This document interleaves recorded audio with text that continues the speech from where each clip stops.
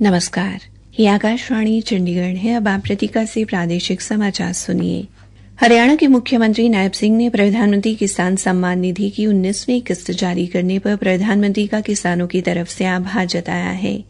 झज्जर में इस उपलक्ष्य में आयोजित राज्य स्तरीय समारोह में मुख्यमंत्री ने कहा, प्रधानमंत्री नरेंद्र मोदी जी ने प्रधानमंत्री किसान सम्मान निधि की 19वीं किस्त जारी की है। पूरे समय के ऊपर हर 4 महीने के बाद प्रधानमंत्री जी देश के किसानों के साथ रूबरू होते हैं। कई योजनाएं उनके हित में जो उन्होंने काम किए हैं उसकी चर्चा भी करते हैं और इस प्रधानमंत्री किसान सम्मान निधि को भी डालते हैं। डायरेक्ट खाते में पैसा पहुंचाया है। मैं हरियाणा तथा प्रदेश के किसानोस की ओर से प्रधानमंत्री नरेंद्र मोदी जी का आभार व्यक्त करता हूं। जो राशि जारी की गई है हरियाणा के 16,38,000 किसानों के खाते में 360 करोड़ रुपया आदरणीय प्रधानमंत्री जी ने डाला है।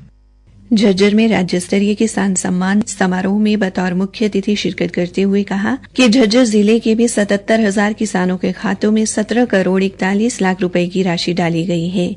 इससे पहले 18 किस्तों में प्रदेश के लगभग 20 लाख किसानों को कुल 6,203 करोड़ रुपए की राशि दी जा चुकी है। प्रधानमंत्री फसल बीमा योजना का जिक्र करते हुए मुख्यमंत्री ने कहा, प्रधानमंत्री फसल बीमा योजना के तहत हमारे हरियाणा प्रदेश के अंदर 33,68,000 किसानों को लगभग 13,500 करोड़ रुपया उसकी फसल के खराबे का डायरेक्ट उसके खाते में पहुंचाने का काम ये हमारी सरकार ने पिछले 10 वर्षों के अंदर किया। आज किसान के ऊपर अगर प्राकृतिक आपदा आ जाती है तो उसको चिंता की आवश्यकता नहीं है कि ओले अगर पड़ेंगे तो किसान की फसल के ऊपर नहीं, वो हरियाणा सरकार के खजाने के ऊपर पड़ेंगे। अपने संबोधन में मुख्यमंत्री ने किसानों से आह्वान किया कि खेती को व्यावसायिक रूप देने के लिए किसान खेती में नवाचार और नई तकनीकों को अपनाएं, अपने उत्पादों की बिक्री स्वयं करें, तभी कृषि को और अधिक लाभकारी बनाया जा सकता है।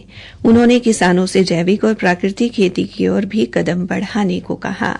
भारतीय जनता पार्टी द्वारा कल रोहतक में आयोजित जन आशीर्वाद रैली में कई पुराने कांग्रेसी नेता भारतीय जनता पार्टी में शामिल हो गए।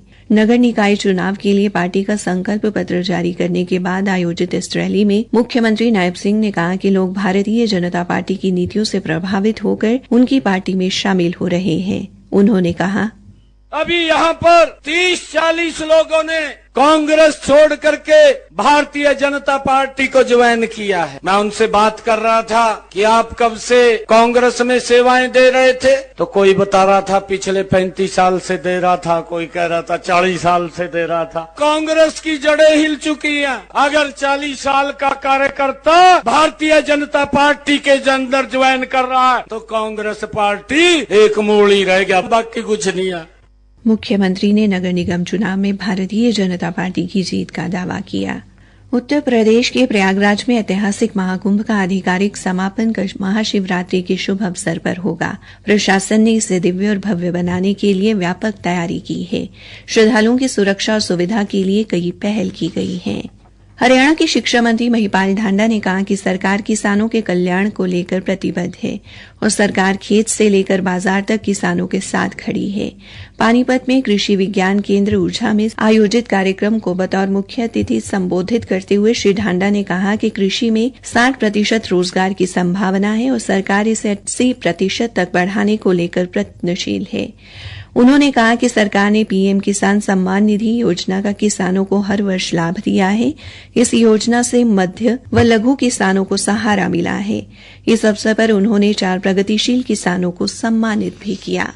हरियाणा के विकास एवं पंचायत मंत्री कृष्ण लाल पंवार ने अधिकारियों को फतेहाबाद में धांगड़ गांव के अमृत सरोवर तालाब के चारों ओर हरियाली विकसित करने और साफ सफाई सुनिश्चित करने के निर्देश दिए हैं।